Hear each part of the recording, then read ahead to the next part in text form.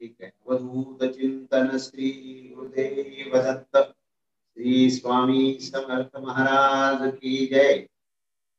सर्व भक्तांना नवीन वर्षाच्या खूप खूप शुभेच्छा. आणि आम्ही आता नवीन वास्तूमध्ये आलेलो आहोत. आपल्या संस्थेचं नवीन वास्तू झालेला आहे. तेव्हा या नवीन वास्तूमध्ये आज हे पहिलं प्रवचन आहे.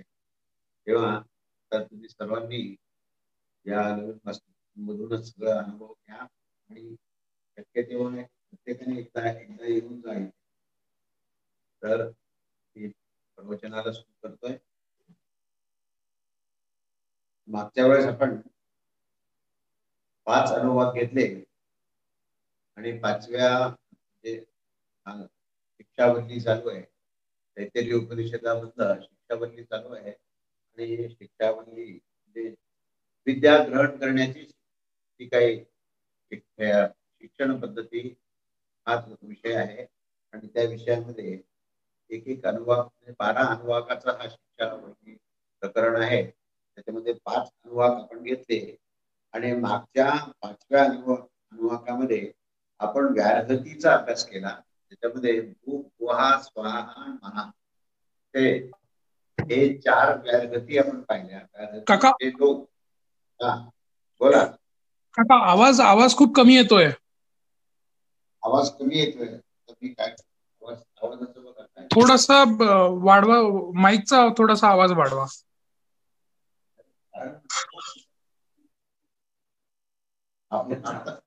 आता कोण बोलत होता? हॅलो. हा, मी स्वानंद काका.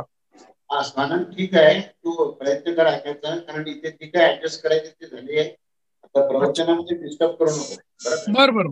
बर ठीक आहे.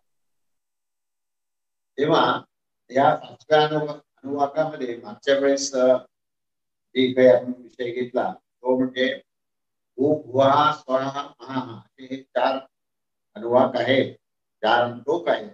आणि त्या प्रत्येक लोकांचा आपण अभ्यास केला आणि त्या अभ्यासामध्ये मुख्य जे आपण निष्कर्ष काढला होता की हा सर्व अभ्यास जो आहे ही ब्रह्मतत्वाची उपासना आपल्याला त्यात करायची होती. की भूलोकामध्ये, अंतरिक्षामध्ये, स्वर्गलोकामध्ये आणि ह्या तिन्ही लोकांना पार करून हे महरलोक जो आहे त्यामध्ये ज्या ठिकाणी ब्रह्मतत्वाची प्राप्ती होते असे हे 4 लोकांचा आपण अभ्यास केला.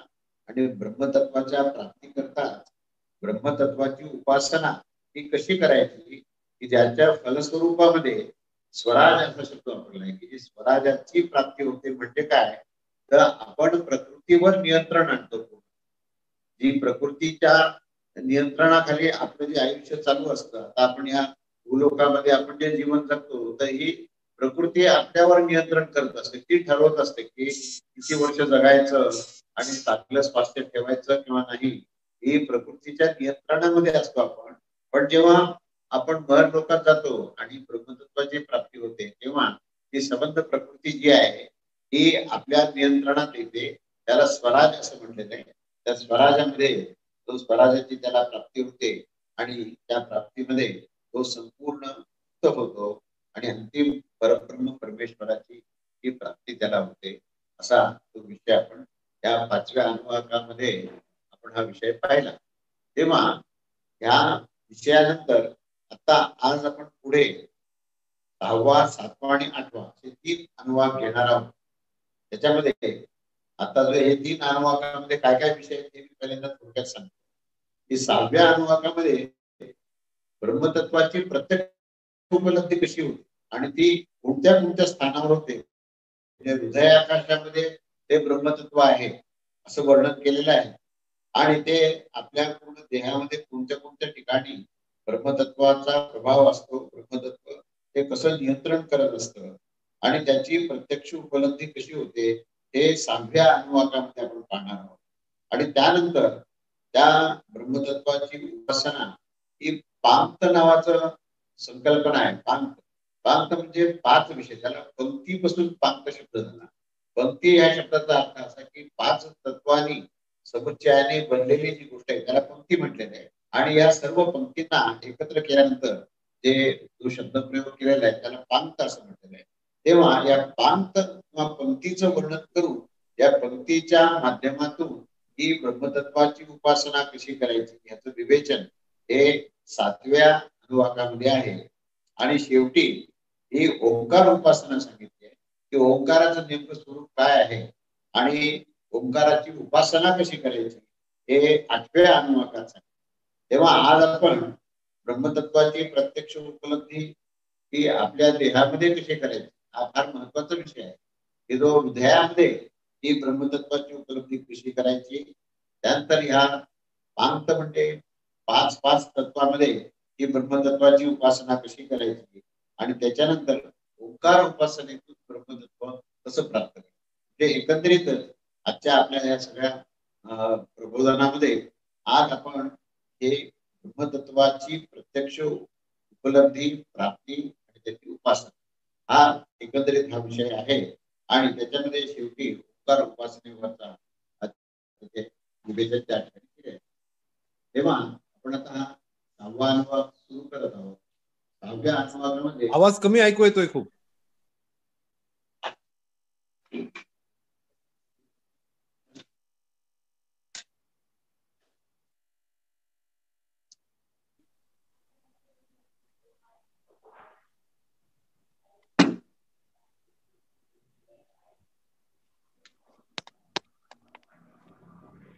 हा आवाज येतोय आता चांगला. आवाज येतोय का सगळ्यांना. आवाज येत नाही. आवाज आता मी हेडफोन लावलाय. आवाज येतोय का. येतोय ना. आता तुम्ही सगळे शांतपणे ऐका. जेवढा ऐकताय तेवढा ऐका. तुम्ही आवाज येत नाही म्हटलं की माझं सगळं लिंक तुटून जाते काय. त्यामुळे कुणी मध्ये बोलू नका. आता 6वा अनुवाद सुरू करत आहे. पहिला श्लोक आहे सव एषोंतर हृदय आकाशः तस्मिन्नय पुरुषो मनोमयः अमृतो हिरण्मयः. तर त्याचा अन्वय असा आहे की सह यः एषः अंतर्हृदये आकाशः तस्मिन् हिरण्मयः अमृतः मनोमयः पुरुषः. म्हणजे या श्लोकात काय सांगितलंय शब्दशः त्याचा अर्थ असा आहे की तो म्हणजे तो परमेश्वर किंवा ते ब्रह्मतत्व हे पूर्वी उल्लेख केल्याप्रमाणे त्या परब्रह्म परमात्म्याबद्दल जो हा हृदयामध्ये आहे. तर इथे त्यांनी सांगितलं की तो कसा आहे कुठे आहे तर तो हृदयाच्या आकाशात आहे. हृदयामध्ये एक अंगुष्ठ मात्र अशी त्या ठिकाणी आकाश आहे. त्या आकाशामध्ये तो परब्रह्म परमात्मा आहे आणि त्यामध्ये हा विशुद्ध प्रकाश स्वरूप हा त्या हृदयात असतो. तो कसा आहे तर तो अविनाशी आहे आणि तो मनोमय आहे. तो मनाच्या माध्यमातून आपल्याला त्याचं आकलन असतं. असा तो ते ब्रह्मतत्व असा तो परब्रह्म परमेश्वर पुरुष रूपामध्ये हृदयामध्ये तो त्याची वस्ती आहे असं या ठिकाणी हे वर्णन केलेलं आहे. तेव्हा या अनुवाकामध्ये 4 मुद्दे सांगितलेले आहेत. त्याचा पूर्व अनुभव दिलेल्या उपदेशाप्रमाणे त्याचे विविध संबंध काय आहेत आणि त्या उपदेशाच्या पूर्तीसाठी येथे विवेचन आरंभ केलेलं आहे. तर काय म्हणजे उपदेशाचा उद्देश काय आहे. उद्देश त्याचा एकच आहे की ही परमेश्वराची प्राप्ती व्हावी ब्रह्मतत्वाची प्राप्ती व्हावी प्रत्यक्ष त्याची प्रतीती व्हावी ही अंतिम गोष्ट आहे. अध्यात्मामध्ये तर अंतिम गोष्ट काय असेल तर परब्रह्म परमेश्वराची प्राप्ती आणि तो विषय आता आपण चर्चा करत आहोत. तेव्हा या परब्रह्म परमेश्वराच्या प्राप्तीमध्ये तिथे तो कुठे आहे आणि कसा आहे याचं वर्णन करताना त्यांनी असं म्हटलं की तो हृदय आकाशामध्ये आहे. आणि या पूर्व अनुभवामध्ये आपण मनाची अधिष्ठाता देवता ही चंद्रमा अशी सांगितली होती आणि ती चंद्रमा म्हणजे हे मन जे आहे ते इंद्रियाच्या अधिष्ठाती देवताचं प्रकाशक आहे असं आपण पूर्वी नमूद केलं होतं. त्यातच हे ब्रह्मरूपी उपासना करण्याची युक्ती इथे त्या ठिकाणी समजावली ती कशी आहे ती तर तो मनोमय परब्रह्म परमात्मा सर्वाच्या अंतर्यामी असणारा पुरुष आहे. म्हणजे तो अंतर्यामी आहे. आता आपल्याला हे समजून घ्यावं लागेल की तो परमात्मा आपल्या अंतरंगामध्ये अंतर्यामी तो आहे आणि तो कसा आहे तर मनाने आकलन करण्यासारखा आहे, म्हणून त्याला मनोमय असं म्हणतात. मनोमय परब्रह्म परमेश्वर आहे तो. आणि तो सर्वांच्या अंतर्यामी असणारा जो पुरुष आहे तो कसा आहे आणि त्याची उपलब्धी कुठे होते, कशी होऊ शकते, याबद्दल या अनुवाकामध्ये पहिल्या अंशात असं स्पष्ट केलं आहे की ह्या अंशाचा अभिप्राय काय आहे की पूर्वी सांगितलेल्या विवेचनात ह्या हृदयात अंगुष्ठ मात्र परिमाण असणारे आकाश आहे. हे लक्षात घ्या. हृदय जर आपण पाहिलं तर त्या हृदयामध्ये अंगुष्ठ मात्र आकाश आहे. म्हणजे स्पेस जी आहे ती अंगठ्या एवढी आहे आणि त्या अंगठ्या एवढ्या त्या आकाशामध्ये त्याचं मोजमाप, परिमाण म्हणजे मोजमाप आहे, तर त्याचं मोजमाप हे अंगठ्या एवढं आहे. आणि ते कसं आहे तर विशुद्ध प्रकाश स्वरूप आहे. त्या ठिकाणी संवेदना आहे, ती संवेदना प्रमुख असल्यामुळे तिथे ती मनोमय असं म्हटलेली. त्या अंगुष्ठ मात्र आकाशामध्ये मनोमय स्थितीमध्ये त्या अंतर्यामी तो परब्रह्म परमेश्वर पुरुष रूपात विराजमान आहे. त्याचाच आपल्याला साक्षात्कार घ्यायचा आहे आणि त्याची प्राप्ती करण्याकरता आपल्याला मनाचा विनियोग करावा लागेल. मनाने आपण ती संकल्पना आपल्यामध्ये धारणा ती स्पष्ट ठेवली पाहिजे की माझ्या हृदय आकाशामध्ये जे अंगुष्ठमात्र आकाश आहे तर त्या ठिकाणी ती नुसतं आकाश नाही तर त्या आकाशामध्ये मनोमय रूपामध्ये तो पुरुष म्हणजेच ते ब्रह्मतत्व त्या ठिकाणी सिद्ध आहे. असं आपण मनाने पहिल्यांदा ही धारणा ठेवली पाहिजे अंतःकरणामध्ये. आणि मग त्यांना प्राप्त करण्यासाठी अन्य दुसऱ्या जागेची जाण्याची काही आवश्यकता नाही, तर ते हृदयच हे सर्वप्रथम आहे असं त्या ठिकाणी सांगितलेलं आहे. तेव्हा त्याच्याबद्दल ज्या काही वैज्ञानिक भूमिका या काही लोकांनी मांडलेल्या आहेत त्याचाही आपण उल्लेख करूया की या ठिकाणी असं म्हटलेलं आहे की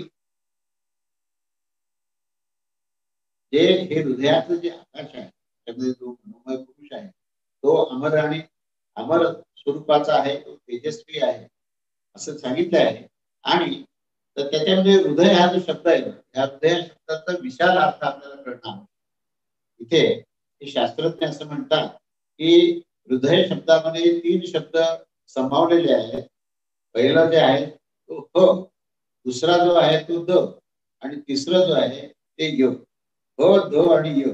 हृदय ऋ हा त्याच्यामध्ये फक्त एक उच्चार करण्यासाठी हा अर्धा अक्षर त्या ठिकाणी केले.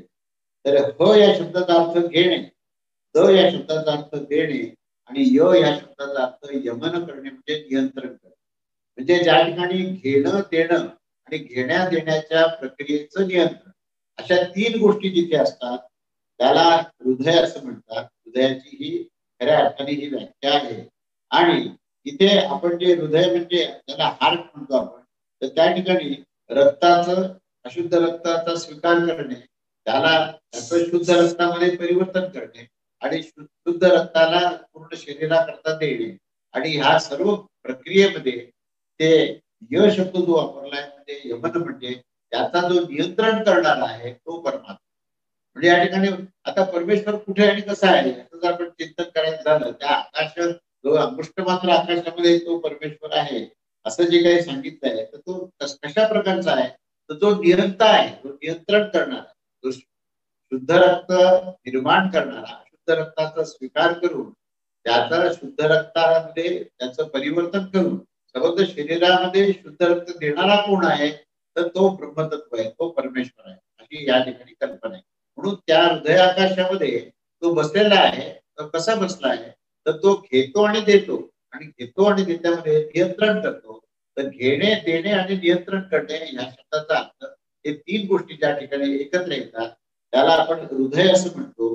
तेव्हा या ठिकाणी अशुद्ध रक्त घेणे, शुद्ध रक्त देणे आणि या दोन्हीचंही योग्य त्या पद्धतीने त्याचं नियंत्रण म्हणजे आपण त्याला टोके म्हणतो, हृदयाचे टोके पल्स म्हणतो.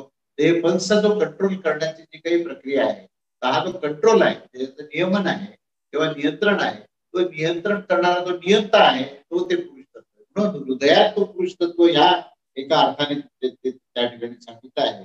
तर ही गोष्ट फक्त आता हृदयात होतेच नाही, घेणं देणं आणि नियंत्रण करणं हे कुठे कुठे आहे तर ही मेंदूमध्ये सुद्धा आहे. मेंदूमध्ये सुद्धा हे काही गोष्टी या मेसेज घेतो आणि मेसेज देतो आणि ती संवेदना मिळते. जी मज्जासंस्था जी मेंदूला लागून आहे, तर त्या मज्जासंस्थेमध्ये तिथे सूचना सगळ्या पहिल्यांदा स्वीकार करायच्या आणि त्या मिळालेल्या सूचनेला त्या ठिकाणी नियंत्रण करून योग्य ती सूचना ही पूर्ण शरीरापर्यंत पोहोचवणे. जसं रक्ताला शुद्ध रक्त घेणे आणि शुद्ध रक्त पाठवणे अशी जी प्रक्रिया आहे, तशाच प्रकारचे ते ज्ञानतंतू आहे, हे ते ज्ञानतंतू जे आहे त्या ज्ञानतंतूच्या माध्यमातून म्हणजे हा इलेक्ट्रिकल चार्ज असतो की त्या चार्जच्या मधून कोडिंग आणि डिकोडिंग हे एखादा स्पर्श तुमच्या शरीराला झाला, तो स्पर्श मेंदूपर्यंत पहिल्यांदा जातो आणि तो जाताना तो इलेक्ट्रिकल चार्जच्या फॉर्म मध्ये जातो आणि नंतर त्या चार्जचा जी कोड फॉर्म मध्ये आहे तर त्या कोडला डिकोड करतो आणि हा डिकोड करणारा तो परमात्मा आहे. लक्षात घ्या, हे जे काही माहिती जी काही तुम्हाला माहिती मिळाली ती इलेक्ट्रिकल चार्जच्या फॉर्म मध्ये मिळाली आणि त्या इलेक्ट्रिकल चार्ज मध्ये जी भाषा आहे किंवा जी संवेदना आहे किंवा त्याच्यातलं जे ज्ञान आहे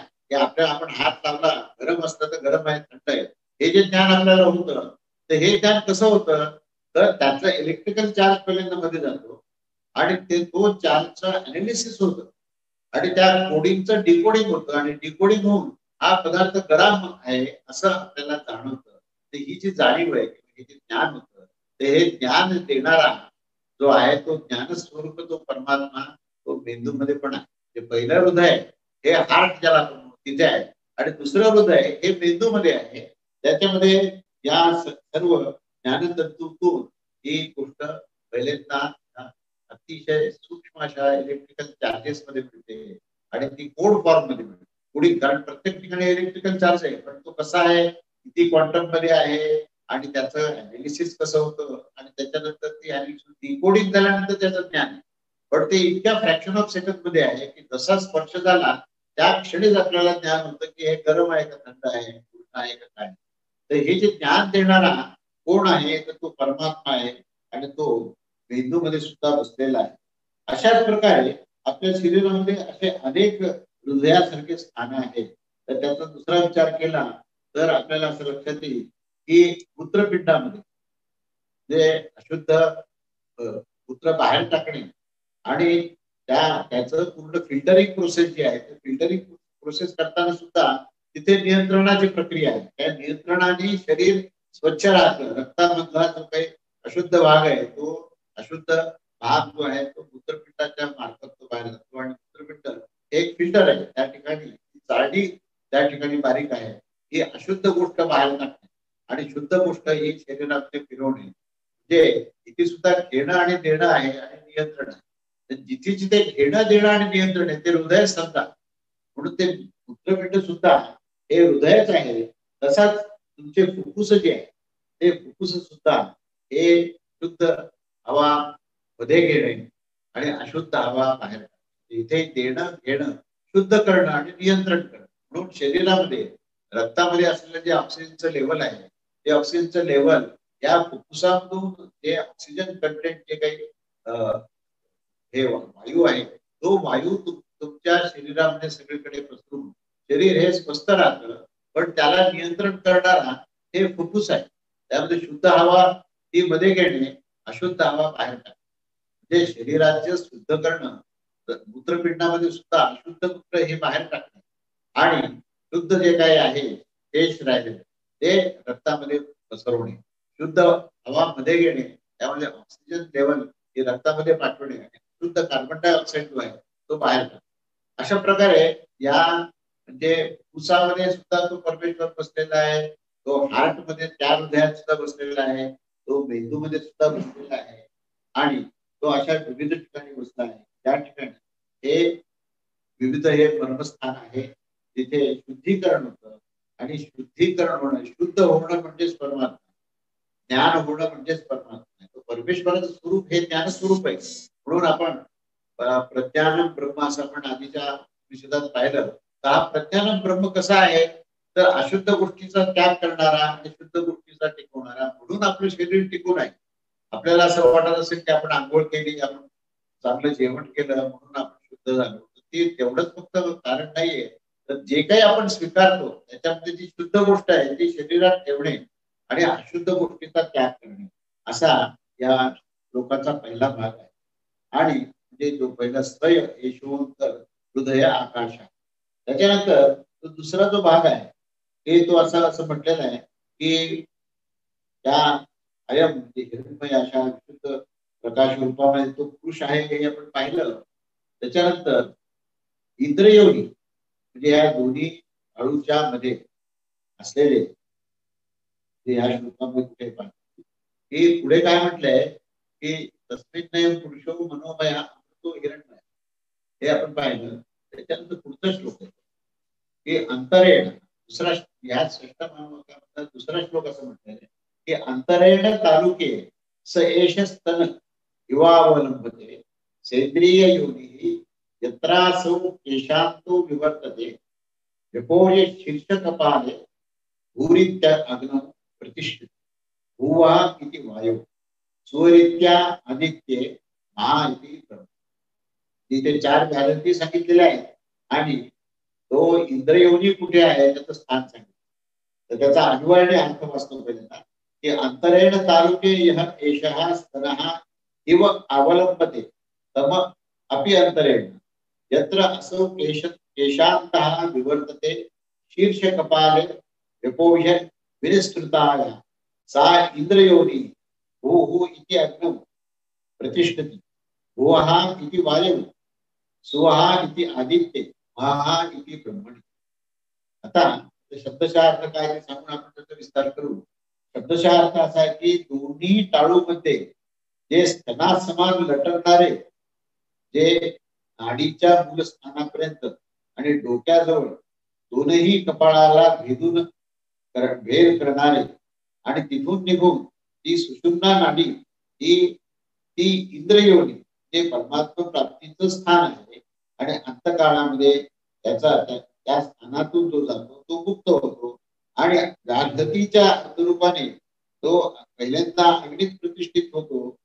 नंतर भुवा म्हणजे अग्नीतून निघून तो पुढे वायूमध्ये प्रतिष्ठित होतो आणि त्या वायूच्या पासून पुढे स्वहा या गॅरंटीमध्ये तो सूर्यामध्ये प्रतिष्ठित होतो आणि त्यानंतरच्या गॅरंटीत तो जो गेला तर तो ब्रह्मतत्वामध्ये स्थिर.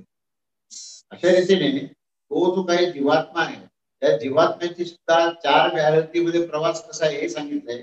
आणि जिवंत असताना ती इंद्रियोनी म्हणजे ज्या ठिकाणी ते परमेश्वर प्राप्तीचं जे द्वार आहे त्या द्वाराचं वर्णन केलेलं आहे तेव्हा त्याचा थोडासा विस्ताराने आपण अर्थ बघूया की तो जो परब्रह्म परमेश्वर तो आता आपण पाहिला की आपल्या हृदयात प्रत्यक्ष तो महापुरुष जो आहे त्याची संवेदना घेऊ शकतो. अशा या परमेश्वराला तो देहाचा त्याग केल्यानंतर काय होतं तर देह त्याग झाल्यानंतर कोणत्या मार्गाने तो पुरुष म्हणजे या ठिकाणी आत्मा जीवात्मा तर तो पुरुष हा कशा मार्गाने कोणत्या मार्गाने जातो तर तो मार्ग सांगितलाय प्रथम भुवः स्वहा अशा रूपाने तो या तिन्ही लोकांमधून तो प्रवास करत तो सर्व आत्म्यामध्ये तो पुढे अंतिम जेव्हा महर लोकात जातो त्यावेळेस तो परमेश्वरामध्ये जाऊन स्थिर होतो. तेव्हा या संबंधी या अनुवादामध्ये त्या दुसऱ्या श्लोकात असं स्पष्ट केलं आहे की तो जिवंत असताना परमेश्वराचं द्वार जर त्याला मिळालं तर त्या परमेश्वराच्या द्वारातून तो बाहेर गेला तर तो या 4 लोकांपर्यंत पोहोचेल. अन्य द्वारातून बाहेर गेला तर तो या 3 लोकांमध्येच भ्रमण करत. म्हणून जोपर्यंत जीव भाव आहे तोपर्यंत भूलोक भुवः आणि स्वहा या तिन्हीमध्ये त्याचं फक्त भ्रमण होतं.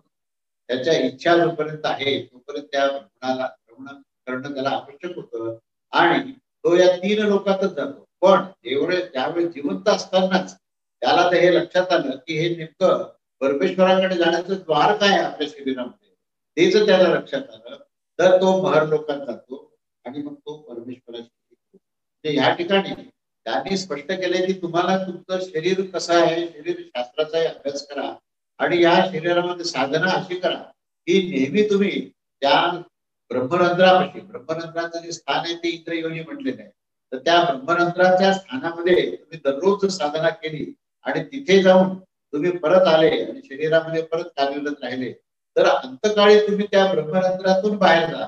ब्रह्मरंध्रातून तो बाहेर जातो तो भुवः स्वहा या 3 लोकांना तर जाऊन पुढे भेदून तो महर लोकात जातो आणि तो मुक्त होतो, असं या ठिकाणी हे रहस्य सांगितलंय. तेव्हा त्याचा आशय असा आहे की मनुष्य आता हे पहिल्यांदा इंद्रयोनी काय हे आपण समजतोय, ब्रह्मरंध्र काय त्याचं वर्णन केलं त्यांनी की जो मुखामध्ये एक जी टाळू असते, मुखामध्ये जेव्हा वरचा जबडा पाहिला तर वरच्या जबड्यामध्ये वरच्या दाताच्या वर डोम आकाराचा आहे ती मुखामधली टाळू आहे. आणि दुसरी जी टाळू आहे ती म्हणजे पूर्ण शिराच्या वरच्या भागात आहे.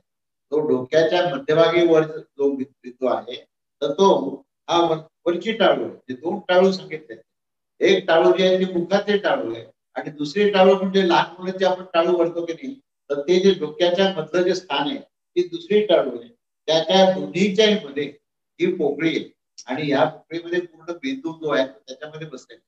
ह्या खालच्या बिंदूपासून वरच्या बिंदूपर्यंत संबंध मेंदूची रचना आहे आणि त्या मेंदूच्या रचनेमध्ये कसं आहे, एक मांसपिंड लटकत आहे, त्याला बोली भाषेमध्ये घाटी असं म्हणतात. तेव्हा ही मांसपेशी लटकत असताना त्याच्यातून जी एक सुषुम्ना नावाची जी नाडी आहे तर ती नाडी त्याच्यातून पुढे वर जाते आणि अंतिम वरच्या टाळूपाशी जाते. त्या वरच्या टाळूपाशी एक बारीक छिद्र आहे केशाच्या रचने इतकं, ते बारीक छिद्राला ब्रह्मरंध्र असं म्हणतात. हे ब्रह्मरंध्र आहे. तेव्हा ब्रह्मरंध्र या स्थानावर हृदयापासून वर जाणे आणि त्या वरच्या हृदयामध्ये जाणे आणि वरच्या हृदयात ब्रह्मरंध्रातून आकाशात जाणे हा जो मार्ग आहे त्या मार्गाला सुषुम्ना नाडी असं म्हटलेलं आहे. त्या सुषुम्ना नाडीतून हा ऊर्ध्व दिशेला तो प्रवास आहे. त्या ऊर्ध्व दिशेला प्रवास करीत ब्रह्मरंध्रातून जीवात्मा नेहमी दररोजच्या साधनेत स्पर्श करेल तर तो अंतिम दिवशी त्या सुषुम्ना नाडीतून प्रवेश करत त्या ठिकाणी इंद्र हा शब्द वापरला जाते. तर इंद्राचं द्वार आहे. इंद्र हा शब्द त्या ठिकाणी अनेक अर्थाने त्याचा विस्तार तुम्हाला करतो. इंद्र म्हणजेच परमेश्वरातला धरून इंद्र शब्द वापरला, तो देवाचा राजा इंद्र या अर्थाने नाहीये. तर त्याची फोड कशी आहे ते मी सांगतो. या ठिकाणी काळामध्ये ब्रह्मरंध्राच्या मार्गाने भू या नामाने पहिल्यांदा अग्नी, भू या ठिकाणी अग्नी आहे, नंतर भुवा हा या ठिकाणी वायू आहे आणि स्वहा स्वहा या ठिकाणी तो सूर्यलोक असं म्हटलेलं आहे तिथे आणि महा हा हे ब्रह्मलोक आहे. त्या ठिकाणी ब्रह्मतत्व. अशा या 4 टप्प्यामध्ये जर तो ब्रह्मरंध्रातून तो जीव जर बाहेर गेला तर तो टप्प्याटप्प्याने पहिल्यांदा तो ह्या भूलोकातून जाताना तो अग्नीतून जातो. म्हणून आपल्याकडे अग्नी संस्कार केले जातात. तर पहिल्या या भूलोकामध्ये अग्नीचा संस्कार झाला की तो ऊर्ध्व दिशेला जातो. म्हणजे त्याच्यातलं जे पृथ्वी तत्व आहे किंवा पंचमहाभूत जे आहे ते पंचमहाभूत या मर्त्यलोकामध्ये या भूलोकातून पहिल्यांदा हे प्रदान केले जातात आणि पंचमहाभूत संपले की त्याच्यानंतर राहतात ते त्रिगुण आणि त्याच्यानंतर राहतात तर ते पंचतन्मात्र. त्रिगुणात्मक प्रकृती आणि पंचतन्मात्रात्मक प्रकृती ही ऊर्ध्व दिशेला जाते. ही हा भूलोक सोडल्यानंतर ती ऊर्ध्व दिशेने जाते. ते त्रिगुणात्मक प्रकृती जी आहे ती अंतरिक्षामध्ये गेली की अंतरिक्षामध्ये वायू आहे, अग्नीतून वायूच्या दिशेने तो जातो आणि मग त्या वायूमध्ये त्याचं भ्रमण होतं. तिथे अनेक देवदेवता आहेत, त्या ठिकाणी गंधर्व लोक आहे, त्या ठिकाणी यक्षलोक आहे, असे अनेक लोक आहेत. त्या सर्व लोकांतून त्या देवदेवता त्यांना घेऊन जातात त्या वायूच्या मार्गाने आणि नंतर पुढे तिथं सगळे भोग संपले की तो नंतर ह्याला साधारण कमीत कमी 1 वर्ष लागतं म्हणजे आपल्या इथल्या मोजमापाप्रमाणे. आणि त्याच्यानंतर त्याचे तिथले भोग संपले की तो त्याचे अजून दिव्य भोग राहिलेले असतात. ते दिव्य भोग होण्याकरता तो सूर्य लोकामध्ये म्हणजे स्वर्गात येतो आणि स्वर्गामध्ये त्या ठिकाणी त्याला पुढे दिव्य भोग मिळतात आणि तो त्या ऊर्ध्व दिशेतून त्या इंद्रयोनीतून बाहेर आल्यामुळे त्याला त्याचं आता पुन्हा भोगण्याकरता पुन्हा त्या भूलोकात यायची त्याला आवश्यकता पडत. तिथे त्याचे सर्व भोग संपतात, सर्व दिव्य भोग त्याला मिळतात आणि तो सर्व त्याची इच्छा या शून्यवत होतात. म्हणून कारण जे आहे तिथे संपतो, सूक्ष्म देह अंतरिक्षात संपतो आणि कारण देह जो आहे तो स्वर्गातच संपतो. म्हणून त्याच्या इच्छा या स्वर्गात संपतात आणि अंतरिक्षामध्ये मन बुद्धी चित्त अहंकार हे जे त्रिगुणात्मक प्रकृती आणि पंचज्ञानेंद्रिय आणि पंचकर्मेंद्रिय हे दशेंद्रिय ही सुद्धा त्रिगुणात्मक आहे. हे वायूच्या मार्गाने त्याचा निशेष होतो आणि नंतर तो महर्लोकात जातो. शेवटी महर्लोकामध्ये गेल्यानंतर त्याला आपण स्वराट असं म्हटलंय तो स्वराज्यामध्ये म्हणजे तो सर्व प्रकृतीवर नियंत्रण करीत तो त्या वरच्या भागामध्ये जातो आणि ब्रह्मलोकामध्ये ब्रह्मतत्वाशी एकरूप. आता इथे काही शास्त्रज्ञांचं काय काय म्हणतात तिथे इंद्रयोनी हा जो शब्द आहे त्याच्यावर त्यांनी असं म्हटलंय की इंद्र हा जो शब्द आहे हा ज्ञान या अर्थाने वापरला. ज्ञान म्हणजे ज्ञानेंद्रिय हे जे आहे ते त्याच्यामध्ये इंद्रिय शब्द आलेला जो आहे तो इंद्र या अर्थानेच आहे. इंद्र हा म्हणजेच ज्ञान आणि त्या ज्ञानेंद्रियातून तुम्हाला हे ज्ञान प्राप्त होत असतं. तर त्याचा जो प्रमुख आहे तो इंद्र आहे. तर त्या इंद्राला इंद्र या शब्दाला त्या अर्थाने वापरले म्हणजे आपण डोळे कान नाक त्वचा जीभ हे जे काही इंद्रिय आहे ते इंद्रिय आपल्याला ज्ञान प्रदान करणारेच असतात आणि ते ज्ञान प्रदान करणारा मुख्य जो त्याचा प्रमुख आहे तो इंद्र आहे आणि तो इंद्र म्हणजेच परमात्मा आहे जो ज्ञानस्वरूप आहे. म्हणून त्या ठिकाणी इंद्र हा शब्द हा प्रामुख्याने ज्ञान या अर्थाने वापरला आहे. म्हणून हा इंद्रयोनी हे जे इंद्रयोनी या शब्दाचा अर्थ असा आहे की जिथून ज्ञानाची उत्पत्ती होते. इंद्रयोनीचा शब्दशः अर्थ असा आहे की जिथून ज्ञानाची उत्पत्ती होते म्हणजे जसं मेंदूचं जे स्थान आहे त्या ठिकाणी कोडिंग आणि डिकोडिंग मी आता जे सांगितलं ते डिकोडिंग करण्याचं काम जो आहे तो परमेश्वर करतो आणि मेंदूमध्ये ज्ञान प्राप्त होतं. तर तो ज्ञानप्राप्त ज्ञानस्वरूप जो आहे तो इंद्र आहे आणि ते जे स्थान आहे ते इंद्रयोनी म्हणजे ज्ञान प्राप्त करण्यात. योनी या शब्दाचा अर्थ की ज्याच्यातून उत्पन्न होत आणि इंद्र या शब्दाचा अर्थ ज्ञान. त्यामुळे इंद्रयोनी म्हणजे तिथून ज्ञानाची उत्पत्ती होते ते स्थान. तर ते स्थान हे ब्रह्मरंध्रापाशी आहे. म्हणजे सहस्रार चक्र जिथे आहे त्या सहस्रार चक्रापाशी जेव्हा जातो त्यावेळेस त्याला समस्त ज्ञान प्राप्त होतं आणि असं दररोज त्याने जर ती साधना केली तर तो अंतकाळी त्याच्यातून तो ऊर्ध्व दिशेला जातो आणि निश्चितच तो महर्लोकामध्ये तो जातो. म्हणून या ठिकाणी एक इंद्रयोनी म्हणजे काय आहे त्याचा अर्थ आपल्याला कळायला पाहिजे. आणि ती मेंदूची रचना कशी आहे की ज्या रचनेतून त्या भूमध्यातून म्हणजे भूमध्यामध्ये तो आला तो जीव अवस्थेमध्ये पण ज्यावेळेस तो सहस्रार चक्रापाशी गेला त्यावेळेस ती जीव अवस्थाही किती संपते आणि तो शिवस्वरूप होतो.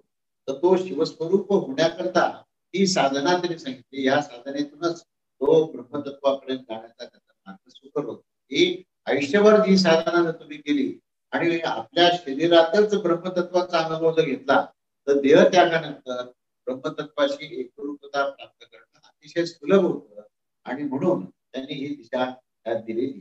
त्याच्या पुढचा श्लोक आपण पाहू की आपनोती स्वराज्यम आपनोती मनस्पती वाक्याति चक्षुष्पती श्रोत्रपती विज्ञानपती एतत् तो भवति. अन्वय असा आहे की स्वराज्यम आपनोती मनसस्पती आपनोती वाक्पती भवति चक्षुष्पती श्रोत्रपती विज्ञानपती ततः एतत् भवति.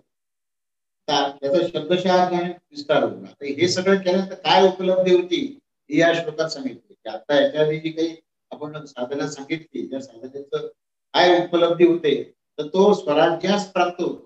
स्वराज्य या शब्दाचा अर्थ इथे असा आहे की आतापर्यंत गुलामगिरीमध्ये होता आता तो स्वराज्यात गेला. आपण म्हणतो ना स्वराज गुलामगिरीमध्ये आपण होतो नंतर आपल्याला स्वराज्य प्राप्त झालं किंवा लोकमान्य टिळक म्हणतात स्वराज्य हा मला जन्मसिद्ध हक्क आहे. तर त्या स्वराज्याचा खरा अर्थ काय आहे तर आजपर्यंत आपण कोणत्या गुलामगिरीत होतो तर आपण प्रकृतीच्या गुलामगिरीत.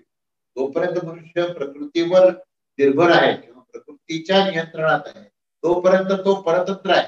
त्यालाच परतंत्र या शब्दाचा खरा अर्थ असा की जो प्रकृतीच्या तंत्राने जातो तो पारतंत्रात आहे आणि म्हणून तो गुलामगिरीमध्ये आहे. पण ज्यावेळेस हा प्रकृतीच्या पूर्ण नियंत्रणाच्या बाहेर जेव्हा जातो आणि स्वतःच्या नियंत्रणामध्ये येतो त्यावेळेस तो स्वराज्यामध्ये जातो म्हणजेच त्याला स्वराज्य प्राप्त होतं. म्हणजे त्याचा अर्थ असा की तो ब्रह्मतत्वाला प्राप्त होतो. ब्रह्मतत्वाला प्राप्त होऊन तो सबंध प्रकृतीवर नियंत्रण करतो. याचा अर्थ तो स्वराज्यास प्राप्त करतो. त्यानंतर तो मनाच्या स्वामीस प्राप्त होतो.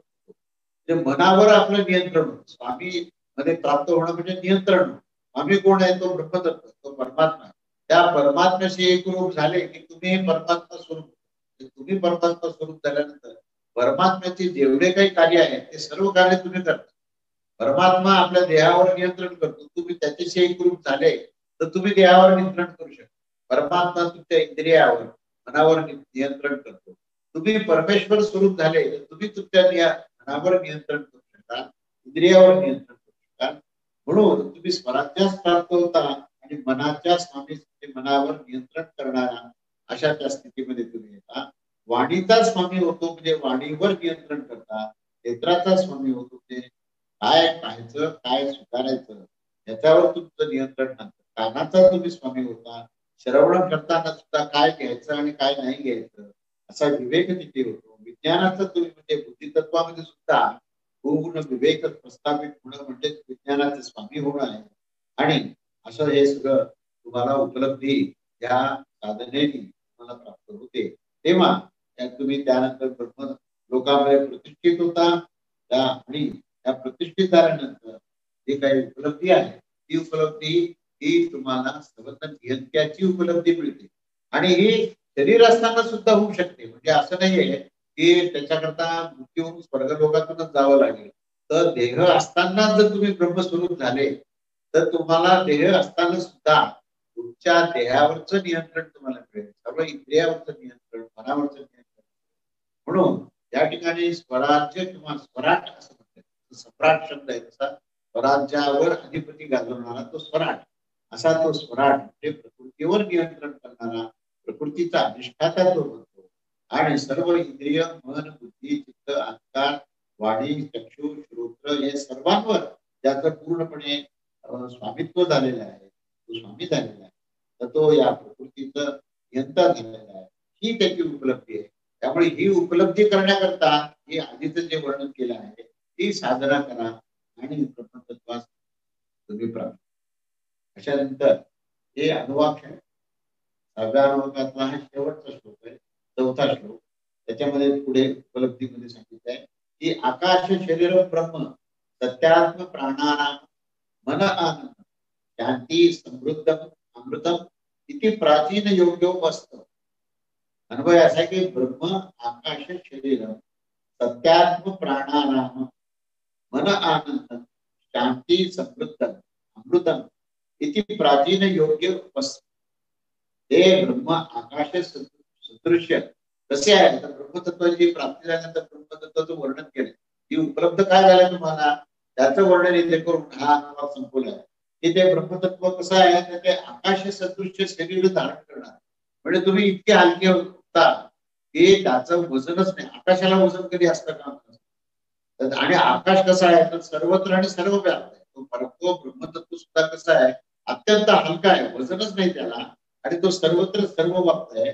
म्हणून तुमची परिस्थिती काय आहे की तुम्ही त्या ब्रह्मतत्वाला धारण केल्यामुळे तुम्ही आकाश सदृश्य शरीर धारण केलं आहे आणि सत्तारूप इंद्रियाने समग्र प्राणास विश्रांत देणार या सर्वांवर तुम्ही नियंत्रण करता. तिथे याला विश्रांती का मिळाली कारण तो निरंकारी झाला, जीव भाव त्याचा जातो. आणि म्हणून जीव भाव एकदा झाला की इंद्रिय आणि प्राण त्यावर जो अहंकाराचा प्रभाव असतो तो नष्ट झाल्यामुळे इंद्रियांना सुद्धा विश्रांती मिळाली. तर निद्रेमध्ये मनुष्य निरहंकारी असतो पण त्या ठिकाणी अविद्या असतो. निद्रेमध्ये सुद्धा तो अविद्या तमोरूप ब्रह्मस्वरूप म्हटलेलं आहे त्याला. म्हणजे तो अविद्या आहे तिथे पण तो निरहंकारी. पण या ठिकाणी ही निद्रेसारखी स्थिती नाही तर ती तुर्य अवस्था आहे.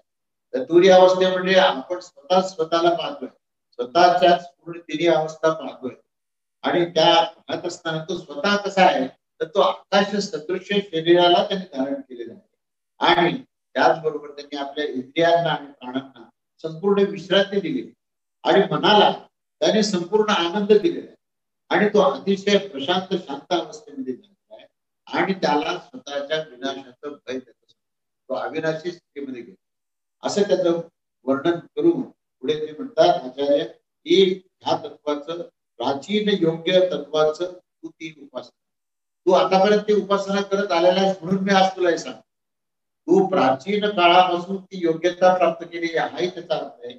आणि म्हणून त्या प्राचीन योग्य अशा त्या तत्वाची तू उपासना कर म्हणजे तू मुक्त होशील, तू आनंदी होशील. तू तुझ्या कुठल्याही इंद्रियांना प्राणांना कुठल्याही प्रकारचा ताण राहणार नाही. संपूर्ण विश्रांत अवस्थेमध्ये जातील आणि आनंद आणि शांती प्राप्त होईल. ही उपलब्धी त्यांनी सांगितली आहे. वास्तव्य ब्रह्म कसं आहे याचं वर्णन केलंय आपण आणि त्याचं ध्यान व चिंतन कसं केलं पाहिजे याच्याबद्दल आपण बोलतो. त्याच्यानंतर पुढे असं म्हटलंय की हे ब्रह्मतत्व आपण पाहिलं की आकाश सत्य निराकार सर्वव्यापी सूक्ष्म देह धारण करणार आणि एकमात्र सत्तारूप आहे. समग्र इंद्रियांना ते विश्रांती देणार आणि परमानंददायक आहे. ते ब्रह्म तत्व हे अखंड शांतीचे भांडार आहे आणि सर्वथा अविनाशी. ते परमश्रद्धेने असे मानून साधकांनी त्या ब्रह्मतत्वाची प्राप्ती करण्यासाठी त्याचे चिंतन व ध्यानामध्ये अतिशय तत्परतेने अनुसंधानित केले. त्यावरील सर्व भाव दाखवण्याच्या शेवटी श्रुतीच्या वाणीमध्ये ऋषी आपल्या शिष्यात सांगतात की हे प्राचीन योग्य शिष्या तू त्या ब्रह्मतत्वाचे स्वरूप जाणून घे आणि त्याची उपासना कर. अशा प्रकारचा हा उपदेश करतात. त्याच्यावर ते शास्त्रज्ञ काय म्हणतात ते बघूया. त्याच्यामध्ये ते असं म्हणतात की जी व्याधी आपण पाहिल्या या व्याधीचा संदर्भ घेऊन तो ब्रह्मरूप झालेला तो मनोमय पुरुष स्वराज्य मिळवितो आणि त्याचं स्वामित्व मिळवितो, वाणीवर अधिकार करवतो, क्षेत्रावर स्वामित्व मिळवतो, सर्व इंद्रियावर प्रभुत्व आणि संपादन आणि नियंत्रण करतो, विज्ञानाचा तो मालक होतो. असे त्यांनी प्रतिशा हे केलेले आहे. आणि त्यांनी पुढे असं म्हटलंय की हा ब्रह्मरूप पुरुष जो आहे तो संपूर्ण स्वराज्य मिळवितो म्हणजे तो कर्माच्या अधीन राहत. हे महत्वाचं वाक्य आहे की कर्माचं जे बंधन त्याला होतं ते कर्माचं बंधन ते संपतं आणि त्याचे जे भोग आहेत ते भोग शून्यवर होतात. कुठल्याही प्रकारचं पूर्व कर्माचा त्याचा संबंध राहत. अशा या ब्रह्मरूपी मनुष्याला कर्मफले भोगण्याचे कुठलेच हे बंधन राहत नाही किंवा त्यांनी संबंध त्याचं नियंत्रण होतं आणि तो स्वतः स्वामी होतो आणि पुढे पुन्हा जन्म आणि मृत्यू हा चक्रातून तो मुक्त होतो आणि अशा रीतीने तो कर्मफलाच्या बंधनातून मुक्त होतो आणि तो परमेश्वर असतो. असं हे त्यांनी त्याचं हे केलेलं आहे, विवेचन केलेलं आहे. तेव्हा आपल्याला या 6वा अनुवाक आपण पाहिला. 6वा अनुवाकाचा मुख्य जो काही उद्देश आहे त्या उद्देशाचा आपण परिपूर्ण लक्ष दिलं की हे ब्रह्मतत्व कसं आहे आणि या ब्रह्मतत्वाची प्राप्ती कशी. तर हा 6वा अनुवाक संपल्यानंतर आपण 7वा अनुवाक बघूया. त्या 7वा अनुवाकाचा तो पाहिला त्याच्यामध्ये हे जे विविध जे व्याधती आहेत आणि त्या व्याधतीमध्ये पंक्ती म्हणजे पांगता हा विषय येते की 5-5 पंक्ती कशा आहेत आणि त्यांचा प्रभाव या आदिभौतिक आणि अध्यात्म यांचं वर्णन करून परस्परांचे ते पूरक कसे, त्या आदिभौतिक ज्ञानाने अध्यात्माची प्रगती कशी करायची आणि अध्यात्माच्या ज्ञानाने भौतिक प्रगती कशी करायची असा हा महत्वपूर्ण विषय या 7वा अनुवाकामध्ये आहे. तर तो आपण श्लोक आणि अन्वय पुढे पाहूया. पृथ्वी अंतरिक्षम देऊ दिशो अंतरिक्षा अग्निर्वायु आदित्य चंद्रमा नक्षत्राणि आप औषधयो वनस्पत्या आकाश आत्मा इत्यादि भूतम अध्यात्म प्राणो व्यानो पान उदानः समान चक्षुः श्रोत्रम मनो वाक् चर्म मांस स्थानीय अवस्था मज्जा एतदे विधाय ऋषिरवोचत पांत वा इदं सर्वं पांते नैव पांतस्पृणोति. अन्वय पृथ्वी अंतरिक्षं द्यौः दिशः अवन्तरा दिशः अग्निः वायुः आदित्यः चन्द्रमाः नक्षत्राणि आपः औषधयः वनस्पतयः आकाशः आत्मा इति अधिभूतम्. अथ अध्यात्म प्राणः व्यानः अपानः उदानः समानः चक्षुः श्रोत्रं मनः वाक् कर्म मांस स्नावान् अस्थि मज्जा एतत् अधिविधाय ऋषिः प्रोच्यत इदं सर्वं पान्तं पान्तेन पान्तं प्रणेति. त्याचा आपण अर्थ शब्दशः अर्थ आणि त्याची विस्ताराने व्याख्या आपण करूया. इथे ते म्हणतात की पृथ्वीलोक अंतरिक्षलोक स्वर्गलोक दिशा अवांतर दिशा दिशेमधील असलेले कोण उपदिशा असे हे 5 लोकांची पंक्ती आहे. तर हे 5-5 गोष्टीचे इथे पंक्ती हा शब्द वापरला तर 5-5 तत्वाचा समुच्चय इथे सांगितलं.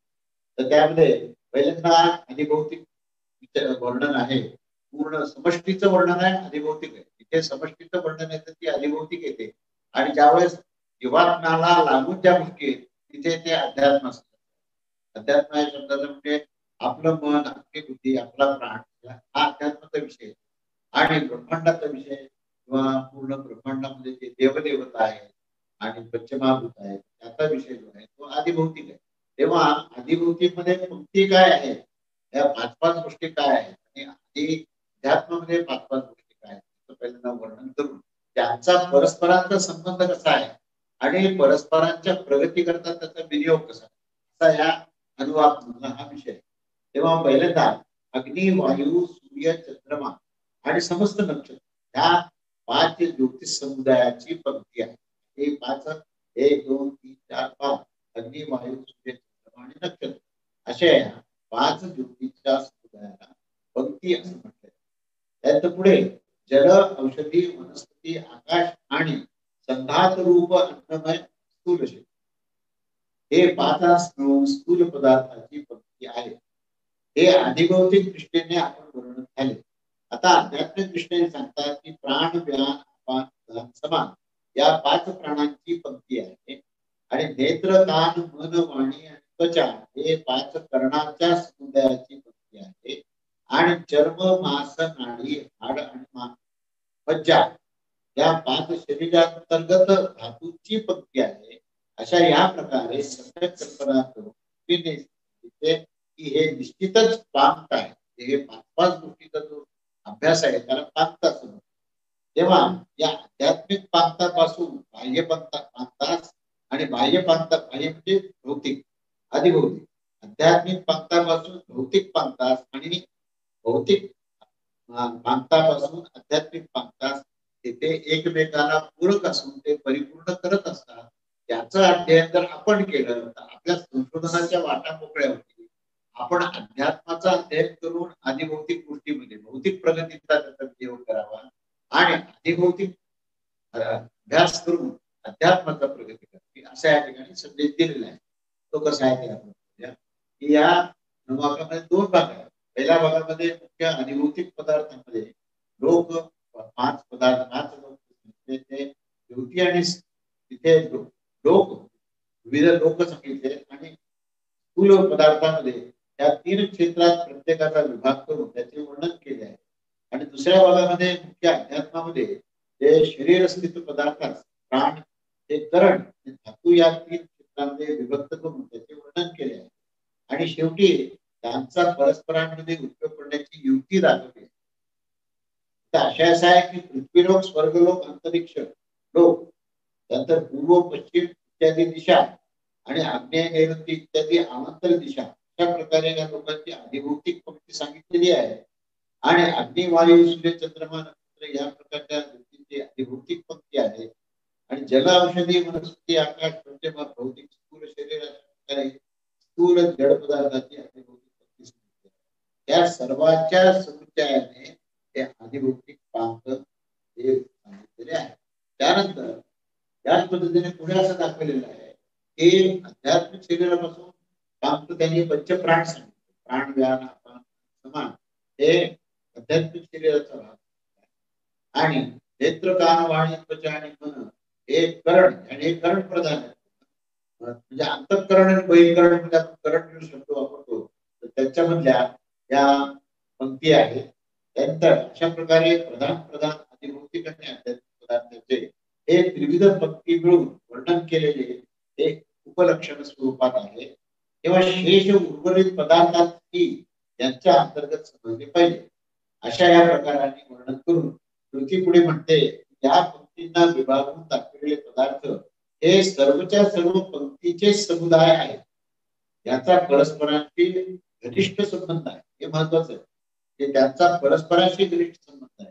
तर तो कसा संबंध आहे याच्यावरही विवेचन केले. या रहस्याचे आकलन झाल्यावर कोणत्या आध्यात्मिक पदार्थाचा कोणत्या अधिभौतिक पदार्थांचा कोणत्या आध्यात्मिक पदार्थाचा संबंध आहे याचंही जे थोडक्यात वर्णन केलं आहे ते वर्णन ऐकून त्याचा अभ्यास करून त्या जोड्या तुम्ही लावाव्या. ही गोष्ट संपूर्णपणे समजून घेऊन मनुष्य आध्यात्मिक शक्तीने भौतिक पदार्थाचा विकास कसा करू शकतो तसेच भौतिक संबंधाच्या मदतीने आध्यात्मिक शक्तीची उन्नती कशी करू शकतो हे पुढे विवेचित केलेले आहे. त्याच्यामध्ये प्रथम अधिभौतिक लोकांसंबंधित पंक्तीपासून प्रथम पहिल्या असलेल्या त्या अधिभौतिक लोकांची जी पंक्ती सांगितली आहे ती पूर्वी सांगितली आहे ती बघा, आणि चौथ्या प्राणसमुदाय आध्यात्मिक पंक्तीचा परस्पराशी संबंध आहे याचं अध्ययन करून त्याच्यामध्ये संशोधन करावं. कारण एका लोकापासून दुसऱ्या लोकांच्या संबंधात प्रस्थापित करणारा प्राण हा मुख्य प्रधान आहे. म्हणजे एका लोकापासून दुसऱ्या लोकांना जी कनेक्टिव्हिटी आहे याचं संशोधन करण्याकरता मुख्य कोण कारणीभूत आहे तर प्राण हा कारणीभूत. अगदी आपल्या स्थूल आणि सूक्ष्म देहाला सुद्धा जी कनेक्टिव्हिटी आहे ती प्राणानेच होते. म्हणजे कशी सांगतो की स्थूल देहामध्ये श्वास आहे आणि सूक्ष्म देहामध्ये पंचप्राण आणि प्राण जो आहे तो स्थूल देह आणि सूक्ष्म देहाला जोडणारं हे तत्व आहे. म्हणून प्राण तसंच ह्या भूलोकाला आणि भूलोका अंतरिक्ष आणि भूलोक ह्या दोघांना जोडणारं हे प्राणतत्व आहे. म्हणून प्राणतत्वावर ज्याने विजय मिळवला प्राणायामाच्या माध्यमातून तर तो या सर्व गोष्टीचा तो अध्ययन करू शकतो आणि त्याचा विनियोग करू शकतो. म्हणून या ठिकाणी प्राणाची ही प्रधानता सांगितली. तसेच दुसऱ्या ज्योतिविषयक अधिभौतिक जी पंक्ती आहे पहिल्या याचा संबंध हा प्राणाशी सांगितला. दुसरा जो समूह आहे तीन समूह आहे. दुसरा जो समूह आहे त्या दुसऱ्या ज्योतिविषयक अधिभौतिक पंक्तीचा संबंध हा पाचव्या कर्ण समुदाय आध्यात्मिक संबंधित आहे. कारण त्या अधिभौतिक ज्योती या आध्यात्मिक ज्योती परस्परास सहाय्यक आहेत. या जोड्या तुम्ही लावा आणि त्या परस्परांमध्ये कशा सहाय्यक होत आहे याचं हे संशोधनाचं कार्य तुम्ही करू शकता. तेव्हा वास्तविकता शास्त्रामध्ये ह्या गोष्टी जागोजागी दाखवलेल्या आहेत आणि अशा प्रकारे ही तिसरी स्थूल पदार्थाची अधिभौतिक पंक्ती आणि 6व्या शरीरांतर्गत धातूची आध्यात्मिक पंक्तीचा परस्पराला संबंध आहे. कारण जसं उदाहरण सांगायचं औषधी आणि वनस्पती हे अन्नापासून हे मांस मज्जा आदीची पुष्टी करतात आणि त्याची वृद्धी करतात असा तो परस्पराचा संबंध इथे उदाहरण दाखवलेलं. अशा प्रकारे प्रत्येक स्थूल आणि सूक्ष्म तत्वाचं आकलन हे परिपूर्णतेने करून त्याचा यथायोग्य विनियोग करावा आणि त्यात संशोधन करावं.